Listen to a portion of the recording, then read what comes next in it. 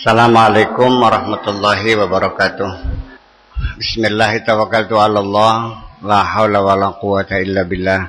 Asyhadu an la ilaha illallah wa asyhadu anna Muhammadar Rasulullah. Allahumma salli ala sayyidina Muhammadin wa ala alihi wa sahabatihi ajmain, amma ba'du.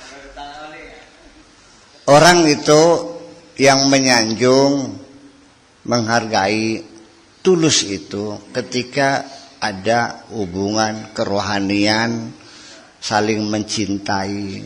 Iya kan? Kamu kaya, kamu mungkin merasakan semua orang, oh siapa, ramah semua. Begitu kamu datang dalam keadaan miskin, enggak akan ada yang nyapa kok.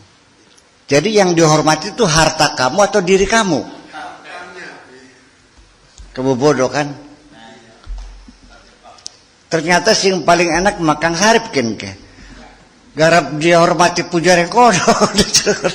Oh kok baik. Yang penting gue makan lahap, tidur nyenyak, selesai. Nah itulah. Jadi persoalannya adalah kembali, apa sesungguhnya yang menjadi acuan hidup kita ini? Apa yang kamu cari? Coba kalau kamu bergantung diri kepada Allah, bukan hanya mengharapkan fasilitas dari Allah, bukan hanya minta rezeki sama Allah, bukan hanya minta kesemua dari Allah, tapi juga mengharapkan sanjungan dari Allah yang sebenarnya. Kira-kira Allah berterima kasih kepada kamu. Ini kan kita tidak pernah mengacu ke sana. Kita hanya ingin dihormati oleh orang, tapi tidak pernah pengen dihormati oleh Allah. Kita hanya ingin orang supaya berterima kasih kepada saya, tidak pernah bagaimana Allah berterima kasih kepada saya.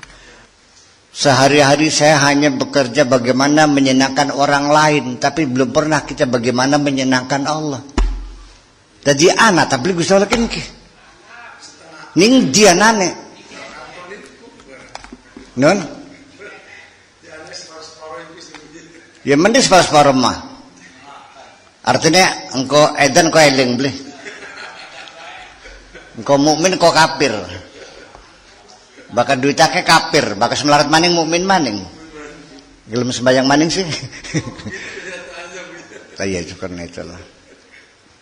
Ini maksud saya lagi menguraikan bahwa ketergantungan kita, kepercayaan kita, selain masih kepada Allah, kita akan selalu dalam kegelisahan, kecurigaan, kebimbangan.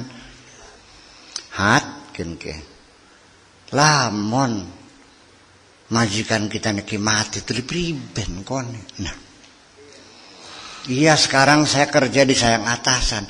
Nah kalau atasan saya sudah pindah, nanti penggantinya gimana? Seorang istri punya suami yang sayang, yang baik, yang segala macam, dia bisa tenang. Begitu dia sadar, nah kalau suami saya mati nanti bagaimana? Muncul kegelisahan, itu akan selalu. Yakin ma'ana mamang sing sugi yang selalu mensubsidi, yang selalu kirim beras. Nah kok mamangnya mati?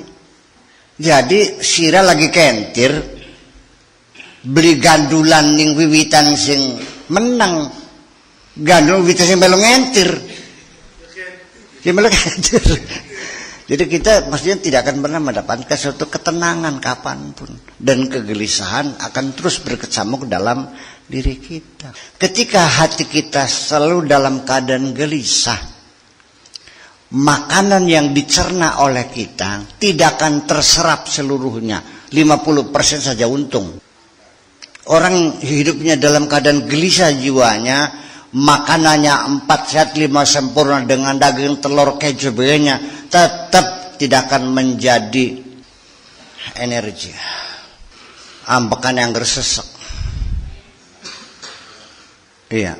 Dan tidur pun tidak akan pernah lelap. Anda pernah gak merasa mengalami kegelisahan di hati? Puyeng beli enggak saya? Soalnya pada gatel beli. Metu kabeh kena puyeng ya watuk ya. Begitu keluar kena hujan, kena pilek. Iya runtuh kesehatan kita. Maka jangan biarkan kegelisahan itu menginap di dalam hatimu. Bergantunglah kepada yang pasti. Jangan kita bergantung kepada yang tidak. Kurang boleh. Wis paham. Hukiya anna rajulan daqa haluhu min ajlil ma'isyah wa talabihil kaddu wa ta'abu. Ada diceritakan seorang lelaki yang keadaannya sangat sempit. Hidupnya susah. Min ajril ma'isyah. Urusannya urusan mekaya.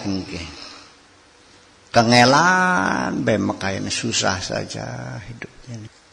Talabihil kaddu wa ta'abu, kerja keras, jerih payah sudah terlalu lama. Masih angger bae uripe susah. Fa kharaja haiman ala wajhihi wa dakhala sahra. Akhirnya dia keluar dengan terhuyung-huyung ya, masuk sampai ke padang pasir. Fawajada qasran darisan kharba. Dia menemukan ada istana yang sudah hancur, sudah berantakan. Qad kashafa anhu rihur ramal. Qad kashafa anhu rihur ramla. Sehingga karena angin kencang, abu-abu itu terbuka, ada istana dulunya. Wa idza bikukhin minar rukham fi haitil qasri. Dan tiba-tiba dia menemukan ada gubuk dari batu-batuan marmer rukham fi haitil hadzalikal qasr, di tembok istana tadi. Wa fihi maktubun, di situ ada tulisan hadhil hikmah.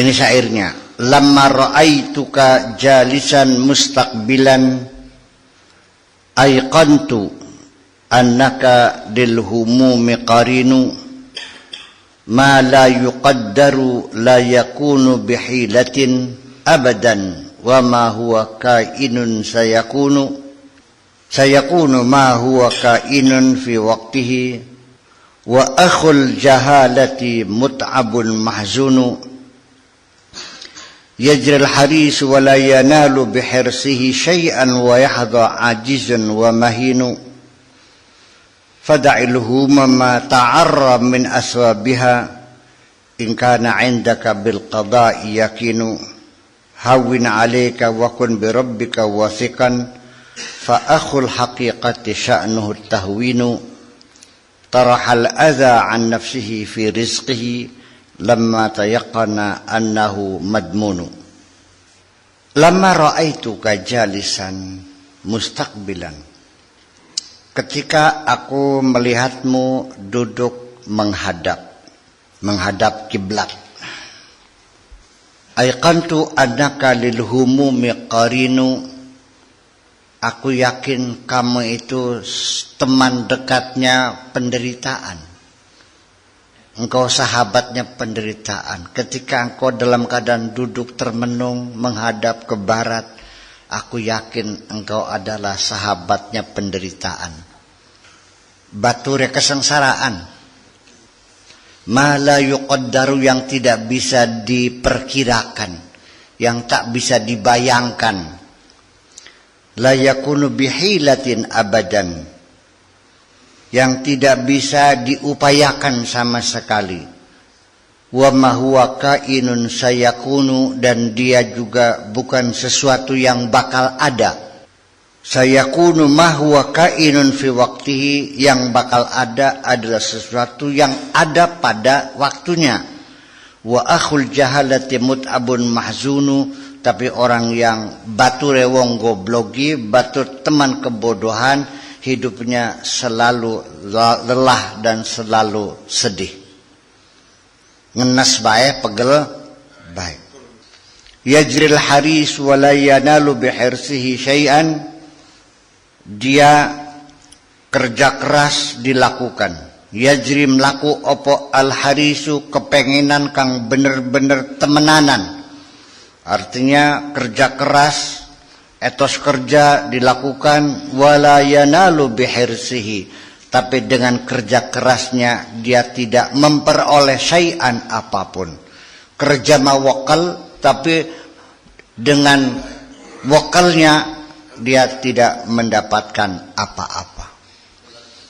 Menggawe mah banting tulang esok sore awan bengi, tapi balunge getiye ora uli apa-apa. Wa yahdha ajizun wa mahinu, tapi orang yang lumpuh tidak bisa apa-apa, dan orang yang tidak punya nilai apa-apa, orang yang terhinakan, dia mendapatkan segalanya. Ake wong sing mekayane pontang-panting angger melarat, ana sing wong tenang-tenang bae duite akeh. Ana beli wong sing wekal melarat angger. Ana wong sing beli rajin makanya beli apa tapi sugih. Fada'il humuma, usirlah pergi kegelisahanmu itu, tinggalkanlah kegelisahan hatimu itu. Wa ta'ara min aswabiha, lepaskan semua bajunya, wis buangan kabeh, ketuwon sedih ketun mengkalkan. In kana 'indaka bil qada'i yaqinu, kalau kamu memang meyakini adanya ketentuan Tuhan. Kalau kamu yakin kepada ketentuan Allah dengan qadanya Allah, sudah hilangkan semua penderitaan itu, kegelisahan itu. Yakin gak kamu dengan qada Tuhan? Jadi maksud saya, Karim menggawe mah wakal baik, nggak usah gelisah. Hat berhasil tak beli, hat bayangkan kalau sehari-hari hati kita hat apa beli pegel saking ki nyong rabi benoguni laki beli taka-taka mengkerja kerotak men teka laki kucing si mancing kreot laki teka jam berolas, masya Allah berteka-teka dalam keadaan gelisah, kacau balau, ketakutan dan sebagainya. Hawin alaika, take it easy, ya take it easy, santai-santai aja udah. Hawin alaika, nggak usah repot-repot kok, nggak usah repot-repot. Wa kun bi rabbika wasiqa, yang penting percaya saja kepada Tuhanmu. Fa'akhul haqiqati sya'nuhu tahwinu, orang yang sudah bersaudara dengan hakikat, orang yang sudah tingkatan hakikat, sya'nuhu tahwinu, semuanya adalah gampang, tidak ada yang repot. Kok gitu aja kok repot sih? Tarahal adza an nafsihi fi rizqihi, dia buang semuanya penderitaan yang ada pada dirinya karena akibat rizkinya. Dia nggak usah menggelisahkan rizki, nggak usah khawatir rizkinya gimana, maka nggak usah, biarkan semua, lepaskan semua penderitaan dari dirimu hanya karena persoalan mikirin rezeki. Lamma tayaqqana annahu madmunu, kamu akan bisa melepas itu semua kalau kamu yakin bahwa kamu sudah dijamin oleh Allah rizkinya kamu. Selesai. Jadi sebabnya kamu masih gelisah kalau kamu belum yakin bahwa Allah menjamin rezeki kamu, itu aja persoalannya. Masihkah kamu gelisah? Masih, ya udah berarti kamu tidak percaya Allah telah menjamin. Ini aneh bin ajaib. Seorang anak sekolah kedokteran, biayanya mahal, tapi orang tua sudah komitmen, pokoknya kamu sekolah, pokoknya orang tua pasti menjamin kamu, yang penting kamu sekolah yang benar. Kalau perlu rumah saya jual. Yang penting kamu jadi dokter. Anak itu rajin belajar, tenang hatinya karena orang tua saya menjamin. Kenapa orang kedereng-dereng, ya? Apa sih kedereng-dereng bahasa Jawa Indonesia? Angel kedereng-dereng. Artinya sangat berkeinginan lah, menggebu-gebu ingin jadi pegawai negeri karena ada jaminan dapat pensiun. Kalau masalah rezeki masih banyak yang freelance kok, masih banyak swasta pengusaha. Orang kerja kan jual tenaga, diharganya sebulan berapa juta, dan hanya itu kan. Tapi kenapa dia bisa bayar ratusan juta? Karena ada jaminan pensiun, jaminan kesehatan. Itu aja kok. Iya kan begitu? Tenang, dengan sudah jadi PNS, waduh mulai tenang. Alhamdulillah, adem tuh. Iya kan? Sejak kapan orang tidak gelisah? Karena ketika dia sudah merasa terjamin. Nah, kalau kamu masih gelisah saja ngurusi rezeki, engkau nehat kepriben, berarti kamu tidak yakin Allah menjamin kok. Maksud saya, kamu jangan hanya meyakini Allah mewajibkan kamu sholat. Itu harus kamu yakini bahwa Allah memerintah kamu sholat. Ya kan? Sehingga kamu mau melaksanakannya. Tapi juga kamu harus percaya Allah juga menyuruh kamu, serahkan saja urusan rezeki itu kepadaku. Engkau sudah kujamin. Ini yang jadi persoalannya adalah kita tidak juga muncul keyakinan bahwa kita dijamin oleh Allah. Maka kita selalu gelisah. Yang kondisi makanya singdi, itu persoalan. Sampai-sampai ada kiai yang mengharamkan orang naik haji yang menjual hartanya yang hanya itu. Ngedol tanah sing mung-mungnya haram itu. Nah itu kan bagaimana istata oleh sabila. Nah lalu dia dijual pulang. Jadi makanya dari mana? Orang yang naik hajinya penuh keyakinan, saya yakin tanah saya jual pulang haji Allah pasti masih akan ngasih rezeki. Yang menjalani yakin, kiainya berkomentar haram. Termasuk utang. Saya mau nanya, naik haji uangnya dapat utang boleh nggak? Jadi ya itulah. Ya jangan-jangan orang yang melarang haji menjual harta yang hanya itu-itunya ya mengharapkan wakaf.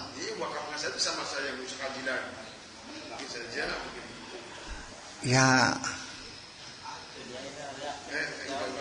bukan ini kiai menghukumi orang punya tanah 100 tombak, hanya itulah sumber rezeki dia, lalu memaksakan diri untuk naik haji, tanah itu dijual, itu diharamkan. Naik haji itu bagi yang mampu, kalau nggak mampu jangan memaksakan diri. Nah itu dijual, itu pulang haji makanya dari mana? Jadi bukan bermaksud sudah tanahnya buat wakaf, bukan begitu, bukan ngajak yang diwakafkan, sama aja bohong wakaf begitu gimana sih? Maksud saya seperti itu. Sekarang kamu nanya kepada dirimu sendiri, kamu yakin nggak rezekinya dijamin Allah tuh? Ya. Kapan yang ngaji mah yakin, ini kenyataan lebih yakin. Kita mesti lapangan. Bakal ngaji yakin. Oh ada dualisme gitu. Bakal ngaji yakin, bakal mancing kantor beli.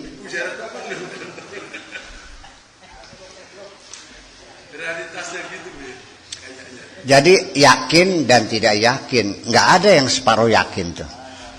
Separuh yakin sama dengan tidak yakin. Seperempat yakin, 3/4.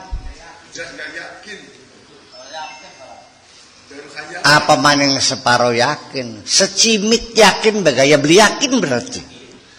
Kurang secimit ya. Saya mau nanya jujur aja, yang ada di ruangan ini, pernah nggak 3 hari 3 malam nggak dikasih makan sama Allah? Makan terus ya?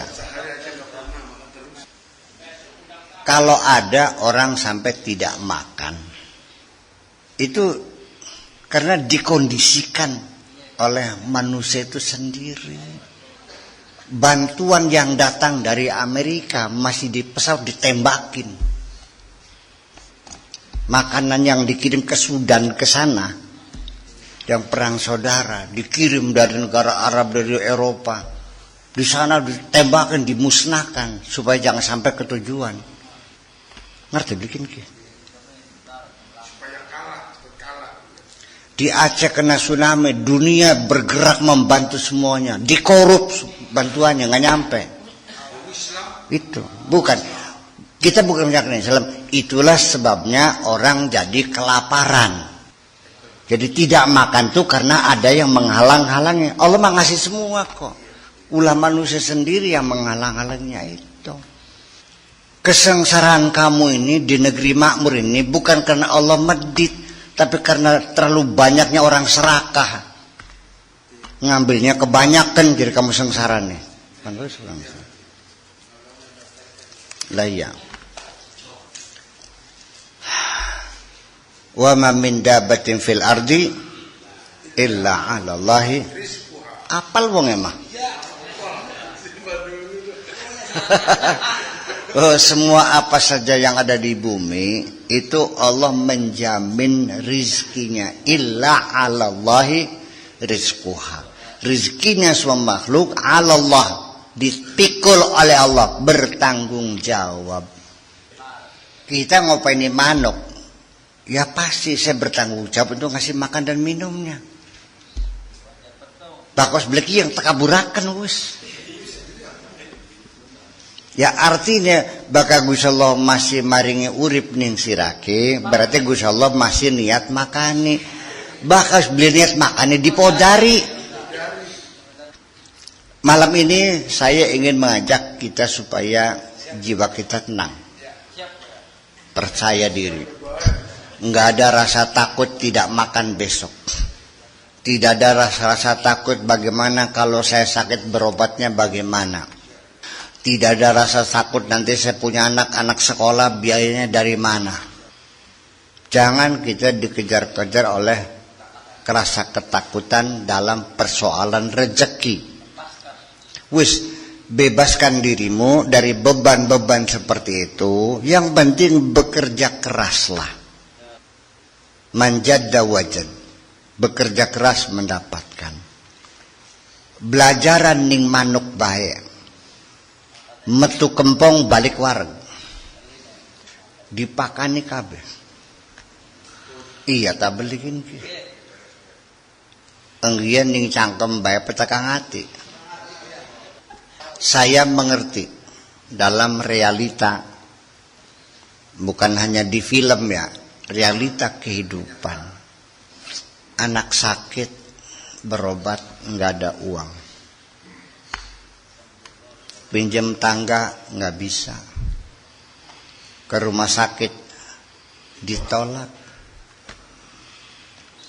Dan itu bukan kata orang, tapi saya sendiri juga mengalaminya, kekerasan hidup ini. Saya ingin melihat realitanya dulu. Malam itu saya ada tugas ceramah di satu tempat.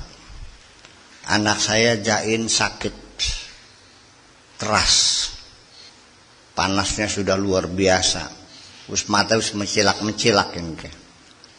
Saya tidak akan mengecewakan orang banyak, ya Allah, saya akan menjalani tugas saya menyampaikan kebenaran. Titip anak saya, dibawa oleh ibunya ke rumah sakit. Datang ke situ, istri saya mendaftarkan, minta DP 1,5 juta, nggak banyak sih, DP saja. Kata saya, ditangani dulu, ini anak sudah, matanya sudah membelalak begini. Saya mau ambil uang di ATM, ini kartunya ada. Saya kasihkan, ada BC, ada BNI, ada BRI, ada Mandiri. Ada uangnya. Nggak bisa Bu, ambil uang dulu, bayangkan. Datangnya pakai mobil. Ya, istrinya pakai sendalnya sendal bener, bukan sendal jepit yang merah satu, hijau satu, tidak. Sampai nangis dari saya. Saya marah. Ditang dulu, uang ada, saya banyak uang. Enggak bisa Bu, DP dulu. Kerasnya hidup ini. Ya. Ya terpaksa. Dibawa dulu.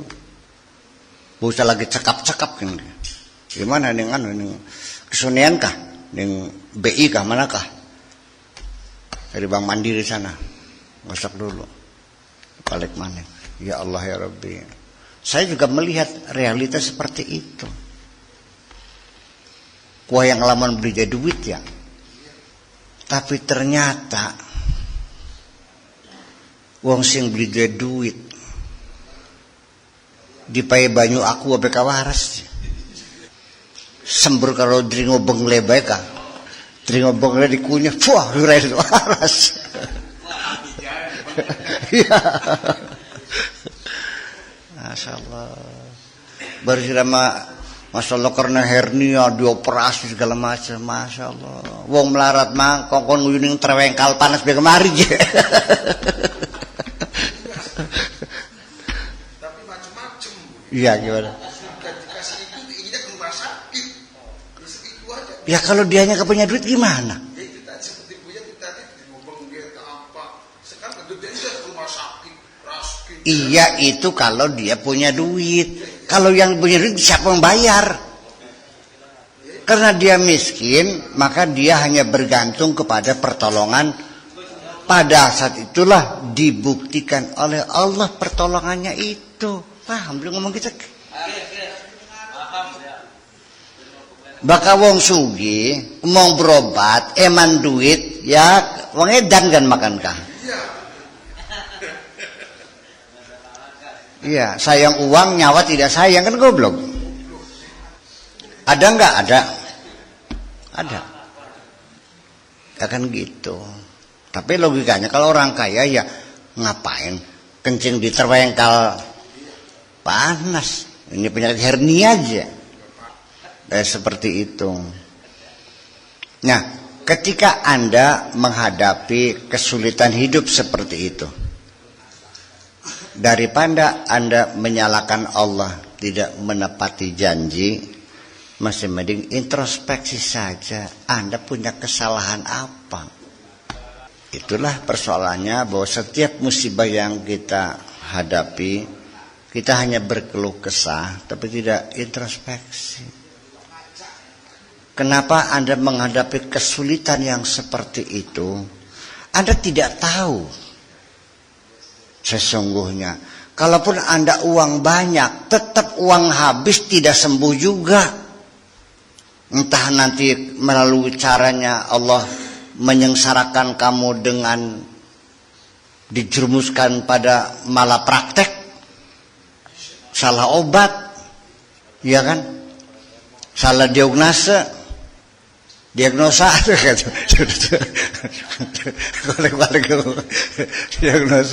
ya salah memeriksa. Saya mau bertanya, ketika Anda mengalami kesulitan bertubi-tubi, saya mau nanya, berapa banyak orang yang telah kamu persulit hidup ini? Silakan diuji. Saya yakin pasti.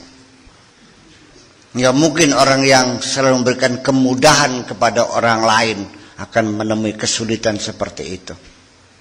Ini harga mati bagi saya mah.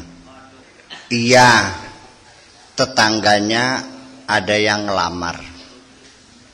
Orang kaya, bangsawan. Ngapain dia ngoncong kepada calon lelaki? Mengatakan, kamu nggak keliru ngelamar tetangga saya. Apa sih Bu? Dia tuh sekarang ini sudah pernah 2 kali hamil, tahu nggak? Urusan apa dia menghalang-halangi orang? Perilaku kita ini selalu menyengsarakan orang, mempersulit orang. Kalau kamu sadar mempersulit orang, kamu juga pasti dipersulit oleh Allah dong. Ngantel bikin. Berapa banyak orang yang kau bohongi selama di dunia ini, karena ulahmu mereka menjadi sengsara. Percaya atau tidak terserah. Kalau saya sangat yakin sekali, Saya hanya ingin memberi manfaat kepada siapapun, malah tidak memilih-milih, tidak mengistimewakan berdasarkan agama, ras, keyakinan, mazhab, nggak ada urusan. Yang penting semuanya ingon-ingonnya Gusti Allah tak tulungi kabeh kita. Di sekeliling kita, saya bikin pondok ingin menambah tanah sebelah, dihalang-halangi kok. Iya kan? Sampai saya mau ngaji saja dihalang-halangi. Bahkan undang ke Sakur, diteka kita nih dengan los roh undangan. Mari kita ngaji siran di Pakamukan. Dihalang-halangi. Orang buka warung di sebelah juga dihalang-halangi. Kita nggak paham bagaimana. Kita kadang-kadang sering mempersulit orang lain. Boro-boro nulung, malah jadi menyengsarakan orang lain kok. Dari ulah kita ini, orang jadi sengsara. Ya, apa kalau kamu warungnya laris, tetangga senang? Kadang-kadang dagangannya sejen, sikin dagang beras, kin dagang daging, kan sejen. Tapi kenapa daging laris yang dagang berasnya nyewet, nggak ada urusan padahal mah. Lamun dagang beras mandra atau majing akalah persaing. Dagang daging sih.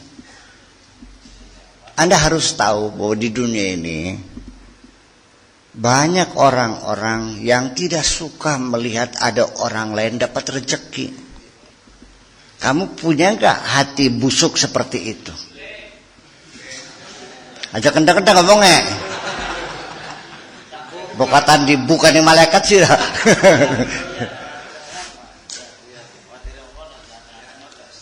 Anaknya tetangga ngajinya pinter, waktu tersinggung. Ya kader bisa apa? Waktu nom kan kader, langkah turunannya kan kak. Cih. Nah, kalau kita sehari-hari mempersulit orang lain, jangan kaget kalau nanti kamu suatu ketika akan menghadapi kesulitan-kesulitan dalam hidup ini. Iya, iya. Hati yang baik aja lah. Ya, kalau ada orang senang, ikut senang. Ada orang susah, ikut merasakan kesusahannya. Tatak ndase, berkawin maning mah. Saya tidak pernah mengizinkan orang kawin lagi. Iya. Kalau maksa silakan. Iya. Masih perawan yatim. Oh, mengawini anak yatim gitu. Iya. Jadi daripada kita berkeluh kesah kenapa ini, ya itulah sebabnya.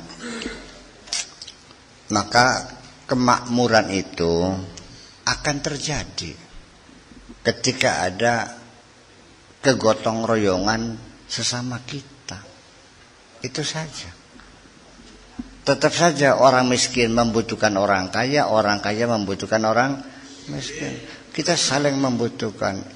Interdependensi manusia itu sangat melekat sekali kok. Tapi kalau orang yang hatinya baik, orang percaya hidupnya mulus kok, nggak ada kesulitan, sampai penyakit juga nggak ada kok. Nah, itu bisa ngomong gitu. Tabrakan juga pada buntung wong mah beli gitu. Sahabat kenang tikus kabeh, deung tengah beli kenang tikus je. Sehari-hari saya melihat terlihat seperti itu. Maka saya langsung menafsirkannya, ya mungkin ini orangnya baik. Yang lain puso ya ini enggak dimakan tikus kok. Nah, itulah makanya Allah berjanji, kalau Anda beriman, bertakwa, maka langit akan menurunkan segala keberkahannya dan bumi akan mengeluarkan segala kebaikannya. Apa luang emang? Ya ahlul qura ku sida barang ahlul qura. Bukan desa sana, desa sini. Ini kan hubungan kausalita yang sesungguhnya bukan materialistis, bukan materi, bukan kebendaan, bukan hukum positif, bukan hukum kausalita filosofis, tapi kausalita keyakinan, yakin atau tidak bahwa kebaikan kita akan dibayar dengan kebaikan itu. Wa hal jazal ihsan illal ihsan. Dan balasan Allah itu bukan nanti, di dunia pun Allah sudah memberikan balasan.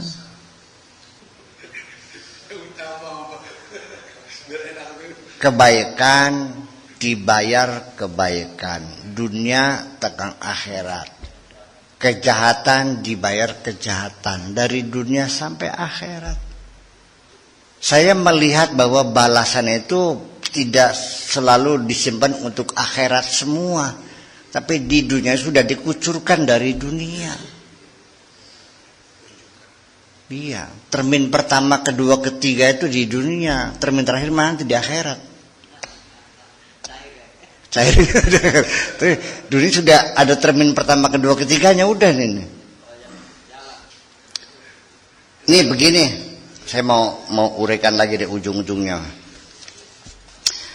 Ini pemahaman agama yang semacam ini sebetulnya setiap hari diurai oleh para mubaligh, para kiai di berbagai majelis taklim. Tetapi implementasi di masyarakatnya ada nggak? Iya. Jadi hanya lagu-lagu kur aja ya, lagu-lagu bersama gitu. Ya kenapa? Saya nanya kenapa? Kenapa tidak diyakininya? Atau jangan-jangan yang berceramah juga tidak yakin tidak apa?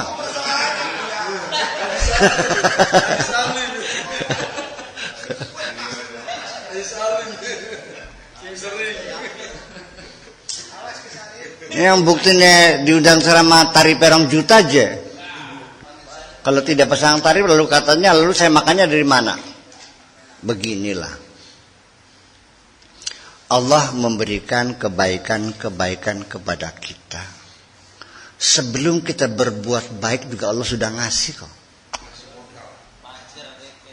Dari sejak kita lahir dibanjiri dengan kenikmatan.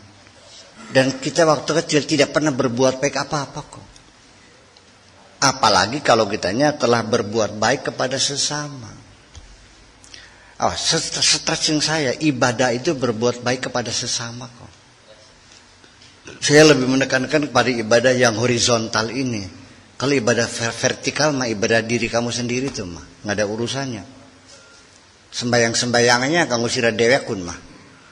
Puasa-puasa kamu sira dewek. Tapi ibadah horizontal dengan sesama ini yang penting. Dengan tidak membeda-bedakan suku, agama, ras dan sebagainya.